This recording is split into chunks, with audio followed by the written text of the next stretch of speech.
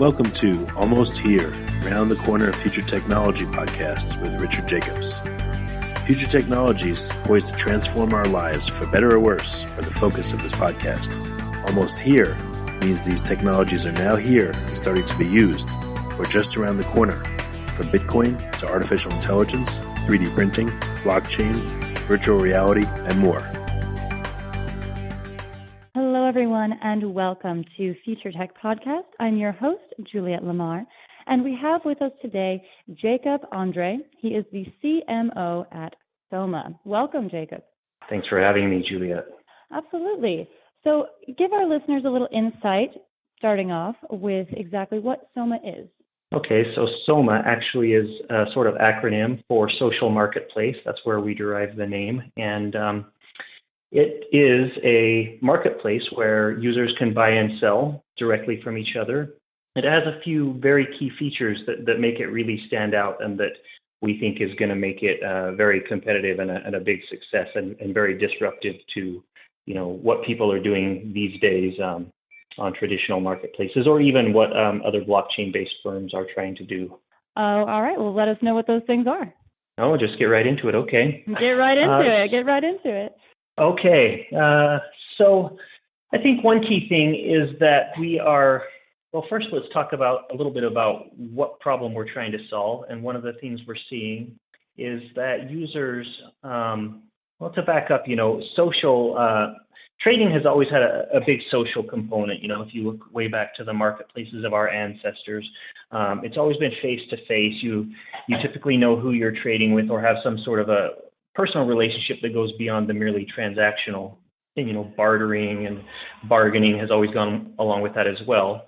And then you fast forward to today, and we've got these big e-commerce platforms that provide a lot more exposure to markets, a lot more liquidity than our ancestors had, but they also bring a lot of depersonalization. A lot of times you're dealing with anonymous people, and just that social component is lacking. And so we're trying to bring that back where we sort of bring the best of both worlds, that social interaction that maybe our ancestors had face-to-face, where you really know who you're dealing with and you can interact with them, but yet you also can do it on an e-commerce platform where you have global access and liquidity to markets.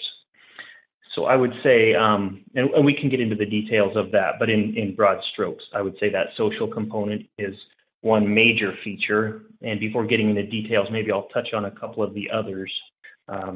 So another one is this idea of fraud prevention and authentication. We have a protocol that we've built, and it's patent pending, and it is for the authentication of items.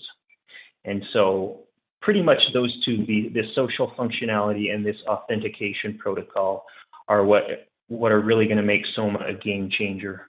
Absolutely. And I love that you're bringing in the social aspect, because I think with a lot of these different apps and things that they're working with in these marketplaces, you forget that you're dealing with real people. Online shopping, you forget that maybe what you're buying comes from a small business and has people attached to it. And we all think it's automatic. And you have to bring back in that social aspect for knowing something is secure and also understanding that the products are coming from a good place.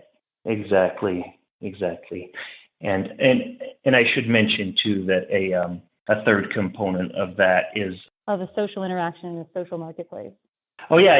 So the third major component, and I think this is pretty common to all the blockchain-based solutions. I think the other two I mentioned are pretty unique to Soma, but a third component which all blockchain solutions are trying to do, this is a core ethos of the blockchain movement, is disintermediation, where you're removing the middlemen and you're trying to provide direct peer-to-peer value. And so we're certainly no different than other blockchain solutions in that regard. And and we definitely have this ethos of in trade today, you have a lot of middlemen, middle people, institutions, or what have you, that take a lot of value out of the item, but they don't really add much value. We're not talking about logistics providers, shipping, things like this that actually are necessary to get let's say a handmade rug from Turkmenistan to some buyer in Sweden. You have to obviously have these intermediaries that are going to get it from here to there and provide core services. But then you actually have in today's retail or e-commerce landscape, you have a lot of other intermediaries that aren't necessarily providing any core functionality. You may have retailers or whatever. They're not actually adding value, but they're kind of necessary to date because there's been no disintermediating mechanism. And so that's where blockchain can really come in and provide that. So I would say, again, to reiterate, the three core functions is the disintermediating peer-to-peer functionality that blockchain provides, then Soma's core social functionality, and Soma's patent-pending authentication protocol. And Soma has got so many features, and you touched on a few of them. Give us a little insight into the interactive item card. Yeah, and so that is, so we are developing what we call our Heimdall protocol. Our founders are Finnish, and Heimdall is a sort of mythological figure in Scandinavian folklore. And so we named our protocol the Heimdall protocol. The interactive item card is one instance. So it's the Heimdall protocol applied to this one instantiation on a social marketplace. And what it is, in essence, is, and I'll just say that we actually have big plans for our Heimdall protocol that go beyond the scope of this call, and we will be announcing those later. So many more instances and applications of it than the interactive item card. But the interactive item card is the key functionality of the Soma marketplace. And essentially what that is a digital avatar representing an item. Much as people on social media or playing video games have an avatar of themselves, this is an avatar of an item, and in it can be encoded any and all information that's really key to that item. So this is part of where the authentication comes in, but also the social functionality. So really it all converges in the interactive item card. So in terms of social functionality, we have a lot of really cool features where essentially people can bring in traditional social media activities like liking and sharing, and those can actually be stored in the interactive item card record, and essentially it can accrue social capital. So if maybe a particular interactive item card, the avatar of a particular item, accrues a lot of social capital, digital attention around likes and that sort of thing, that could actually end up being reflected in the price. Again, this is an organic process. But what it also allows is for users to curate, and I draw a little bit of a Pinterest analogy, but the functionality obviously goes much further than Pinterest, where users can curate and develop kind of their own personal brand and following. They can follow each other based on the items they like and upvote and choose to share. We also have a reselling functionality where, and this is an agreement between buyer and seller, there will be a button right in there where if, for instance, I love, let's say, vintage backpacks from, the 1950s or something like that, and I find those, and I actually have an audience of people who also love those because I've curated that audience and gained followers, then I can, and as I find people around the world selling those, I can just offer to resell them to my followers, and if they accept that, then I serve that, that valuable function. That's always been a feature of trading. I mean, that's an intermediary function that's always been there in human interaction in trading, and so potentially, you could see a situation where if I was just passionate about this one type of thing, I could accrue a lot of these items that actually other people are selling, but I'm featuring on my homepage as part of my own brand and my own lifestyle. And I have a lot of followers interested in those, and I'm making money. It's sort of what we call today, affiliate marketing or that sort of thing, but it's really based around this person-to-person social interaction. So it's bringing a lot of features into play. The other big thing is the authentication part of it, which is especially if you're dealing with high value items. How do you prove the provenance of those items? How do you prove that a Swiss watch was actually made by a Swiss watchmaker? If it's being sold as that, et cetera, et cetera. And so this is where all of this information encoded into the interactive item card, and we're using a hybrid on blockchain, off blockchain solution. The on blockchain, we keep it a little bit lean so we don't bloat the blockchain, with too much data. But essentially, you have timestamps and hashes, encoded into the blocks. I won't go through too much detail of how a blockchain works, but those are all point to resources such as photographic evidence, video evidence, any kind of documentation you can imagine, any kind of descriptive information you can imagine. So the blockchain will contain these timestamped hashes where, pointing to the off-chain, supplementary information, you can see that, Yes, absolutely. This photograph was entered into the, IIC repository on this date, and this other document, maybe from a third-party expert, stamped with their, seal that yes, this is authentic, was also entered on that exact date. And so those are referenced and sort of form a permanent record. And plus, as the item is transferred from one owner to another, that is also time-stamped in the blockchain. That this interactive item card, the avatar of this item, thus the item itself, went from owner A to owner B, and 5 years later to owner C. And maybe at each ownership transfer, maybe there's additional information entered in, such as, this priceless watch has a small scratch on it here, photographic evidence of that, or whatever. I mean, you can build such a body of evidence and documentation that forgery becomes almost impossible. I mean, the cost, would be so great, the effort, that it just wouldn't even be worth it anymore. Well, let's take a snapshot of the future. I know you mentioned a couple things. You said that you didn't want to talk about quite yet, but you are releasing or have released a cryptocurrency wallet. Actually, the cryptocurrency wallet has not been released yet, and that will be a third-party integration. We're not going to be developing that ourselves. There are a number of great cryptocurrency wallets coming out on the market, and we will just be providing an integration where we'll select what we think is the very best one and integrating that right into our platform, because custodianship and all of these issues surrounding a cryptocurrency wallet are so complex that, you really need to be doing just that one thing to do it right. And so we'll choose a partner who does that, correctly, and we'll just integrate it. That's a little bit down the road. No, absolutely. But very exciting nonetheless to integrate this as just one more of the many features that you're offering. Absolutely. So tell us a little bit about you, Jacob. How did you find yourself in this space? Well, I've been a freelance technology writer. In addition, I've always done a freelance tech writing in addition to my day job, which is, been that of a digital marketing person. And much of my freelance writing has revolved around technology. I live in Utah, and so there's this main Salt Lake City technology publication, tech and business publication called Utah Business, and I've written a number of articles for them in addition to others. I mean, you can see it all in my LinkedIn profile.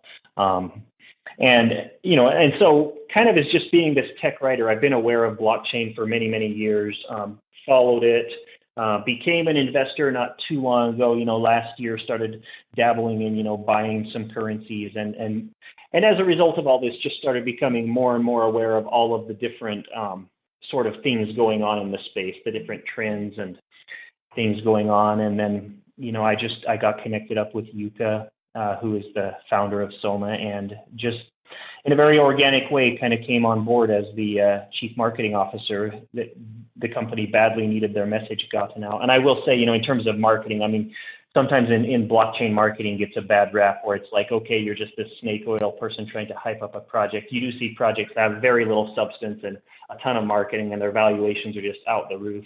I saw Soma as having the opposite problem, where it had, it was super legitimate and it just had a story that needed to be told. And so for me, it's telling the story that really needs to be told versus, being one of those, snake oil salesman type. Oh, absolutely. And like you mentioned, that is a huge problem in this industry currently is, what to trust, who to trust, what products are legitimate. And you've been working, almost diligently in the space in many different areas. What are some of the unique challenges that you've seen and the solutions that people are providing for them that maybe help motivate you to stay in this space?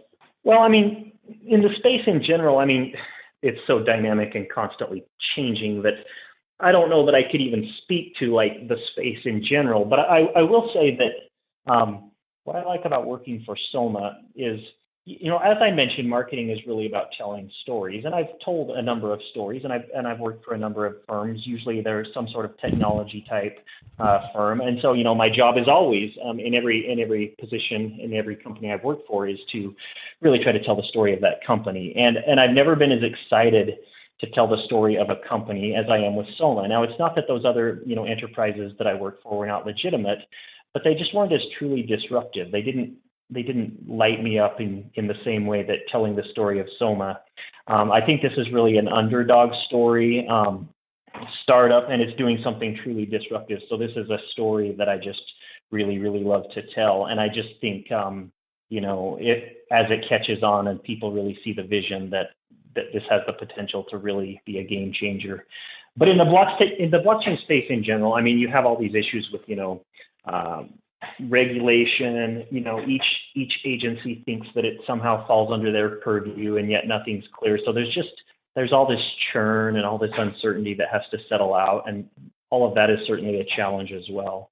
And what are some of the biggest lessons you've learned by, working in this space, and what you've seen just by, other companies and the things that they have done? Well, what I notice is I watch the ones that work hard and they turn out the code, and they just really, there's an ethos among some where it's just, we are here to produce a transformational product that is really needed. And you can just almost get a sense of it, like almost a flavor, when a company is really doing that versus these that are just so hyped. And there is just so much, pump and dumping, so much where it, you just hear these rumors of ICOs that legitimately, they really are not launched for any other reason than to profit the founders. And often they may even have no intention whatsoever of actually ever producing something viable. Or they may have, pipe dreams of producing something viable, but no definite strategy to do so. Or, it's just, it gets a bad rap, and it's not entirely undeserved, but that doesn't mean there's not a lot of good going on at the same time. Why don't you walk us through, the user experience, and you want to talk about, if people want to download the test platform? Yeah. So the minimum viable product, we are currently, it's available on Google Play, and we have released it on the Ethereum testnet. Without going into too much detail, and I don't know how informed your listeners are on blockchain and Ethereum, but essentially it's the transactions aren't real. They're using play money, because if they were real, they would be burning something called gas, which actually costs, each transaction costs. And we don't want to, have those costs while we're working out bugs. We want to preserve our capital and, not have our users paying fees to do transactions. So essentially they're doing what you could almost call play transactions, but actually really testing the functionality. And we're actually just about to announce, if you watch our socials, we're just about to announce an incentive program to really drive users onto there, and where they get rewarded for giving feedback and downloading the app and using the wallet and, pointing out bugs and things like that. So we're working out those details. We'll be announcing that. And we'll be collecting all that feedback, and then we'll be rolling out an actual live product where the transactions are really occurring. But in terms of the user interface, we've gotten very positive results. It's a very easy to use platform. Again, because it is a minimum viable product, the functionality at this point is fairly minimal, but quite intuitive, quite fun. We've just had very good feedback in our community about that. Well, fantastic. And you mentioned it was on Google Play Store, and that it's on Android, and iPhone users can also access it. Is that correct? Right now, we've only done it for Android. We initially were creating an iOS app, and because I'm not as much on the development side, I don't understand the full specifics of this, but what I've been told is that there were some issues with iOS integrating certain blockchain features.